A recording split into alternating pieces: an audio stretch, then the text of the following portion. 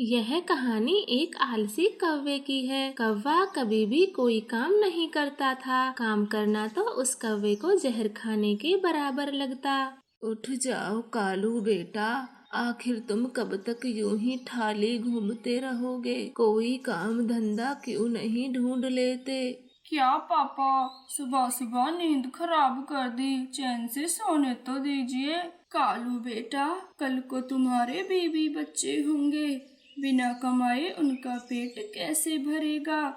इसलिए हम तुमसे कमाने की ही तो कहते हैं। लेकिन कालू कौवा उनकी किसी बात को नहीं सुनता है और कुछ समय बाद कालू की शादी एक सुंदर सी गोरी कौवी से हो जाती है।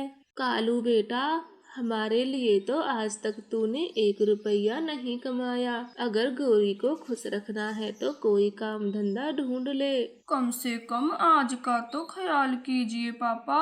आज ही मेरी शादी हुई है और गौरी कवि ये सब सुनेगी तो क्या सोचेगी मेरे बारे में। कालू बेटे, तुझे हमारी बातें शायद कड़वी लगे।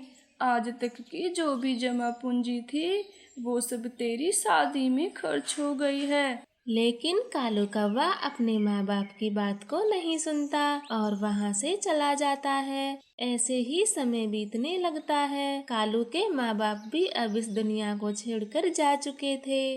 कालू जी, घर में सारा राशन खत्म हो गया है और दोनों बच्चों के फीस भी नहीं गई। मैं घर का खर्चा कैसे चलाऊं? आप कुछ कमाते क्यों नहीं हो? गौरी मेरी जान, आप गुस्से में ऐसे ना बातें करें। मैं लाता हूँ ना कहीं से पैसे। ऐसा कहकर कालू कौवा अपने दोस्त के पास चला जाता है।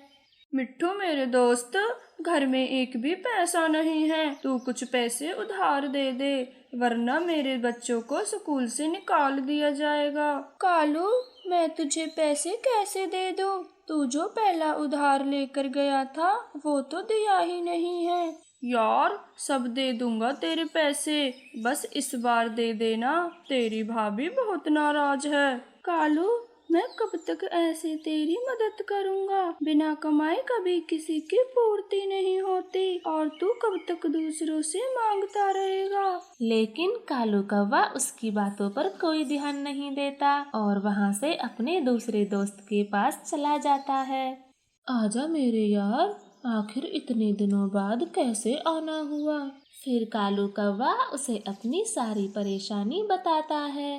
कालू मेरे यार, तू गलत समय पर आया है। अगर पैसे होते तो यूं गड्डिया दे देता। उल्लू मेरे दोस्त, अब मैं क्या करूं? मुझे गौरी को हर हाल में पैसे देने हैं। अगर ऐसा है तो मेरे दोस्त अपनी पुरानी जमीन बेच दे। जरूरत के समय ही तो ये काम आती है। लेकिन दोस्त, पापा तो हमेशा कहते थे कि जगह को कभी मत बेचना।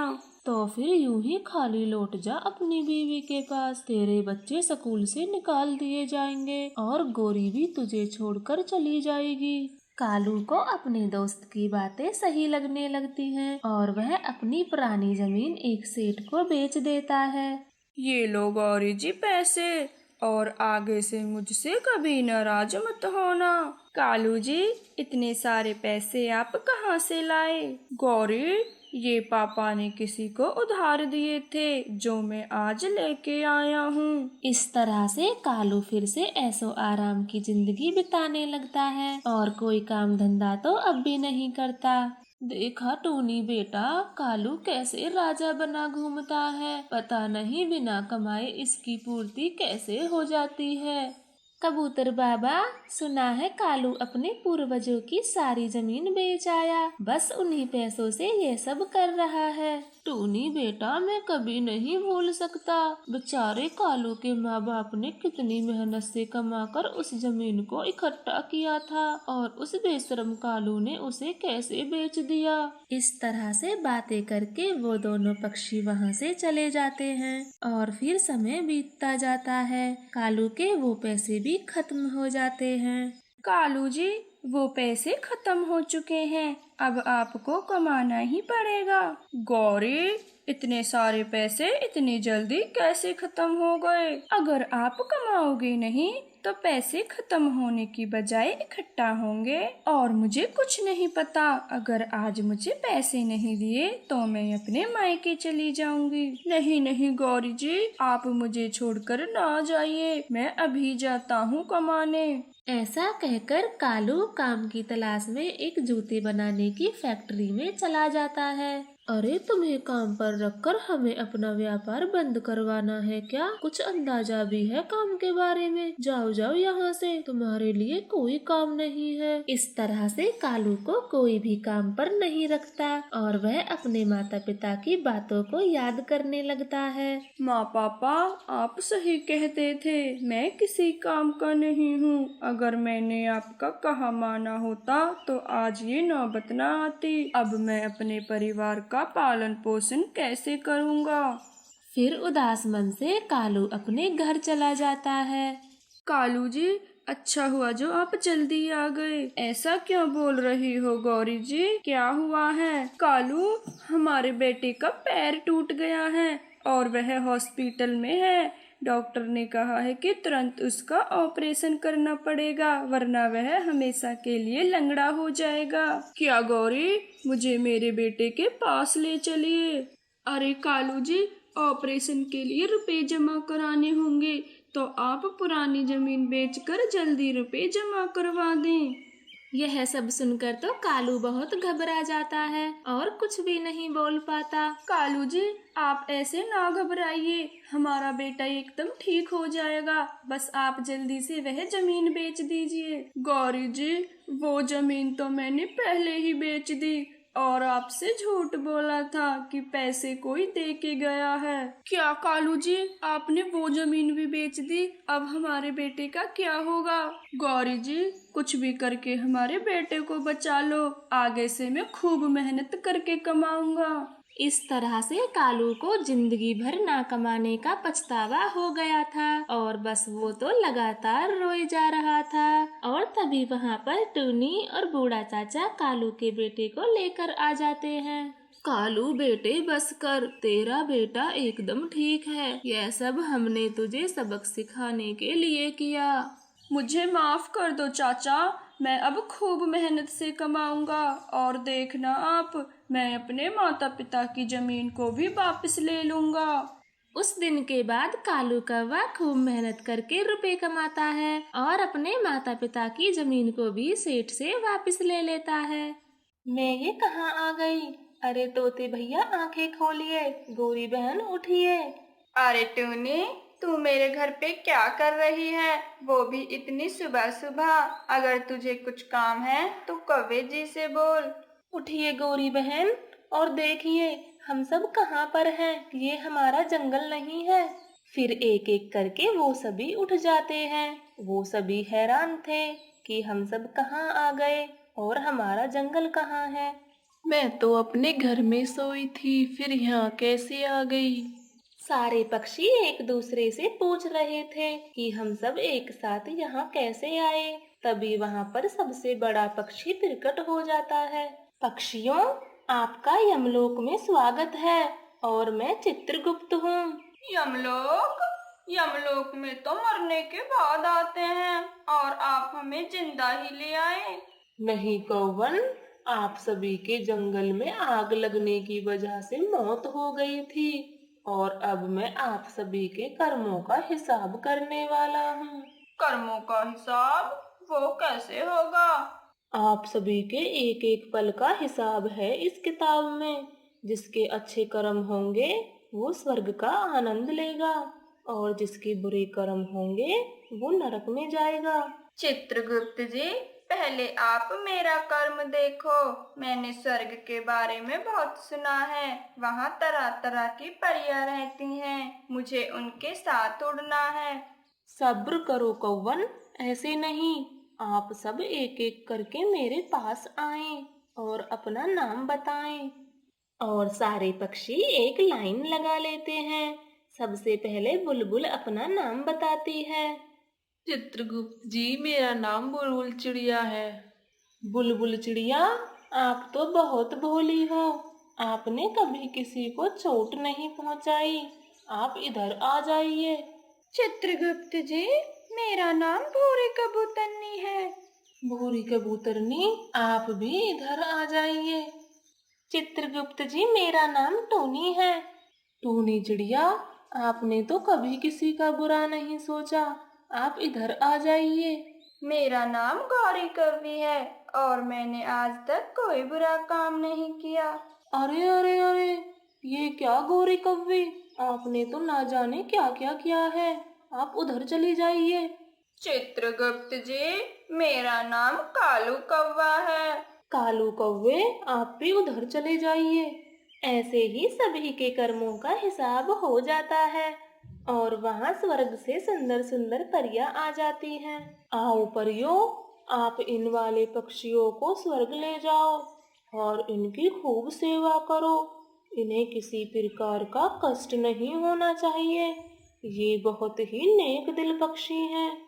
चित्रगुप्त जी, हमें भी स्वर्ग में जाना है और आपने हम दोनों को इनसे अलग क्यों किया है?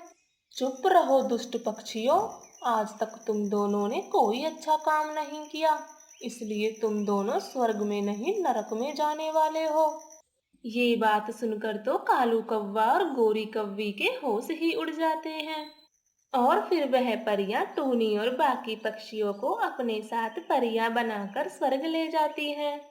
वो देखो कवि जी, हमारे सारे साथी कैसे मजे से स्वर्ग में उड़ गए हैं। तभी वहां पर नरक से दो सिपाही आ जाते हैं।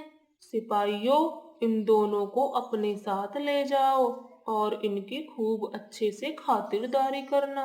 वह दोनों सिपाही कौवा और गोरी कव्वी को भाला मार मार कर नरक लोक ले आते हैं और उन्हें कांटों से भरी जगह पर पटक देते हैं। हाय राम, मेरे फूल जैसे बदन पर कांटे चुभ गए हैं। अरे कवि जी, ये कांटा तो मेरी आंख में ही चला गया है। कालू कौवा और गोरी कव्वी उस कांटे भरी जगह से बाहर निकल आते हैं। वो देखते हैं कि एक बड़ा पतीला गरम तेल से उबल रहा था। तभी उनसे एक पहरेदार कहता है, चलो चलो, तुम जल्दी से इस पतीले में कूद जाओ। नहीं नहीं, मैं इस खौलते पतीले में नहीं जाऊंगा। कालू जी, मुझे तो गर्म पानी से नहाने में भी बहुत डर लगता है। फिर इस खौलते पतीले में नहाना मुझसे नहीं होगा। आप दोनों को इसमें जाना ही होगा, वरना हम दोनों आपको इसमें उठाकर पटक देंगे। पहरेदार की ये बात सुनकर तो गौरी कव्वी जोर जोर से रोने लगती है और भगवान से कहने लगती है, हे भगवान, ये हमारे साथ कैसी नाइंसाफी की है। गोरी कव्वी की यह बात सुनकर चित्रगुप्त जी वहां पर प्रकट हो जाते हैं। भगवान ने आपके साथ कोई नाइंसाफी नहीं की, ये तो आपके बुरे कर्मों की सजा है और यही भगवान का नियम है। मैं नहीं मानती भगवान को। एक तो हमें सोते सोते ही मार दिया। हमारी उम्र ही क्या थी। माना कि हम दोनों ने आज तक कोई अच्छा काम नहीं किया, पर हो सकता था हम अपनी आगे की जिंदगी में बदल जाते और कोई तो अच्छा काम करते। गोरी कव्वी की ऐसी बातें सुनकर तो चित्रगुप्त जी भी सोच में पड़ जाते हैं और गोरी कव्वी से कहते हैं, शांत हो जाओ गोरी कव्वी, मैं आपको वापस जिंदा तो नहीं कर सकता, पर मेरे पास इसका एक उपाय है। जल्दी बताएं चित्रगुप्त जी, हम सब कुछ करने को तैयार हैं। ठीक है, मैं तुम दोनों को बस एक दिन के लिए पृथ्वी पर वापस भेजता हूँ। यदि तुम दोनों उस एक दिन में कोई ऐसा कार्य कर पाए जिससे कि हमारे यमराज तुमसे प्रसन्न हो जाएं, तो आप दोनों इस नरक से बच सकते हो। पर ध्यान रहे, सिर्फ और सिर्फ एक दिन का समय है तुम्हारे पास। हाँ हाँ, हमें यह मंजूर है। आप बस हमें पृथ्वी पर वापस भेज दीजिए। फिर कालू कौवा और गोरी कव्वी पलक झपकते ही पृथ्वी पर आ जाते हैं। कव्वे जी, क्यों ना हम थोड़ी देर अपने घर चलकर आराम कर लेते हैं। गौरी कव्वे, हमारा घर जल चुका होगा और आप भूल गई हो क्या, हम मर चुके हैं और एक दिन के लिए पृथ्वी पर वापस आए हैं। जो गलती आपने जिंदा रहने पर की, वो गलती कृपया करके अब मत कीजिए। फिर वह दोनों अपनी जगह से एक दूसरी जगह पर जाने लगते हैं। कालू जी वो देखो, उस पेड़ पर दुष्ट चील है और लगता है वो किसी पक्षी के अंडों को खाने वाली है। हाँ गौरी कौवे, चलो हम दोनों उस चील को रोकते हैं। आप जाइए कालू जी, मैं आती हूँ। चील जी, आप इन अंडों को नहीं खा सकती। ए कालू कौवे, तू यहाँ से चला जा, मैं वरना तुझे भी मार दूंगी। चील कालू कौवे की एक बात नहीं सुनती और कालू कौवे को नीचे फेंक देती है। और तभी गौरी कौवी जली हुई लकड़ी ले आती है जिससे आग की लपटें निकल रही थी। तू इन अंडों को नहीं खा सकती है, तू यहाँ से चली जा, वरना मैं तेरे पंखों में आग लगा दूंगी। चील आग से डरकर वहाँ से भाग जाती है और तभी वहाँ पर चिड़िया आ जाती है। आप दोनों की वजह से मेरे अंडे बच गए, वरना वो दुष्ट चील इन्हें खा गया होता। बच्चे ना निकलने तक आप अपने अंडों का ख्याल रखिए, वरना वो दुष्ट चील आपके अंडों को खा जाएगी। गौरी कौवी जी, अब हमें कहाँ पर चलना चाहिए? यहाँ तो सब ठीक है। कालू कौवे जी, मैं आखिरी बार अपने मनपसंद तालाब पर जाना चाहती हूँ, जहाँ पर मैं सारा दिन अपनी सहेलियों के साथ समय बिताया करती थी। वो जगह बहुत सुंदर है। हाँ कौवी जी, मैं भी यही सोच रहा था, मुझे भी वह तालाब बहुत पसंद है। गौरी कौवी और कालू कौवा तालाब पहुंच जाते हैं और टकटकी लगाए तालाब को निहारने लगते हैं। कौवे जी, मेरा तो इस जंगल को छोड़कर जाने का मन ही नहीं कर रहा, मैं यहाँ से कभी नहीं जाना चाहती। गौरी कौवी जी, मैं भी यहाँ से नहीं जाना चाहता, पर हमें जाना तो पड़ेगा। कालू कौवा और गौरी कौवी दोनों बीते दिनों को याद कर ही रहे थे कि तभी कौवी की नजर पानी में पड़े एक मरे सांप पर पड़ती है। कालू जी वो देखो, तालाब में मरा सांप पड़ा है, इससे तो तालाब का सारा पानी जहरीला हो गया होगा।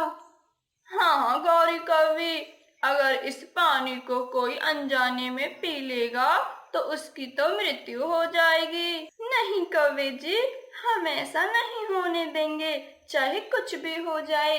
आप तालाब पर नजर रखिए कि कोई पक्षी इसका पानी ना पिए, और मैं जंगल जाकर सभी पक्षियों को बताती हूँ। कौवी वहां से यह कहकर उड़ जाती है और कौवा भी किसी को पानी पीने नहीं देता और सभी को सांप के बारे में बताता है। कौवी भी सारे जंगल में घर घर जाकर ये बात बताने लगती है। रिंकू कबूतर जी, आप छोटे तालाब पर बिल्कुल भी पानी ना पिए। क्यों गौरी कौवी, अब तुमने उस पर भी अपना हक जमा लिया?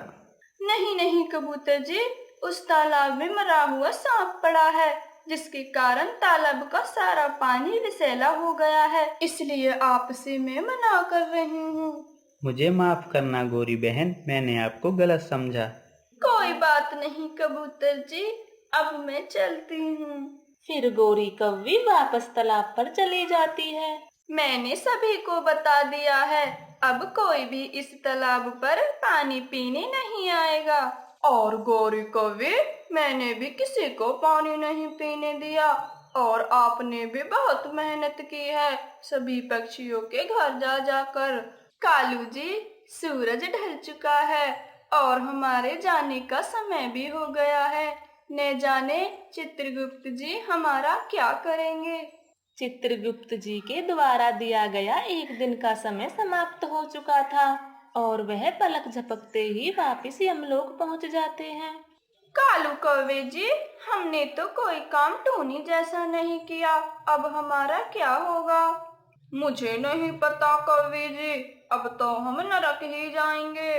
कालू कौवे और गौरी कौवी को इस तरह बातें करते देख चित्रगुप्त जी वहां प्रकट हो जाते हैं। आप दोनों ने एक दिन में बहुत अच्छा कार्य किया है। आपने अंडों को चील से बचाया और विषैले पानी से सभी पक्षियों को मरने से बचाया। आपने हमें खुश कर दिया। अब आपको भी स्वर्ग मिलेगा। सुना कौवे जी आपने, अब हमको भी स्वर्ग मिलेगा। मुझे तो विश्वास ही नहीं हो रहा। हाँ गौरी कवि जी, अब हमें उस गर्म तेल में वापस नहीं जाना होगा। और फिर परियां आकर उन्हें भी स्वर्ग ले जाती हैं। गोरी कव्वी और कालू कौवा भी अपने बाकी पक्षियों से मिलकर बहुत खुश होते हैं। कालू भैया, गोरी बहन, हमने ऊपर से सब कुछ देखा। आपने कैसे एक दिन का समय बिताया। और फिर सभी पक्षी स्वर्ग का आनंद लेते हैं। प्यारे दोस्तों, अगर आपको हमारी ये कहानी पसंद आई हो तो वीडियो को लाइक एंड शेयर करें और चैनल को सब्सक्राइब करना ना भूलें।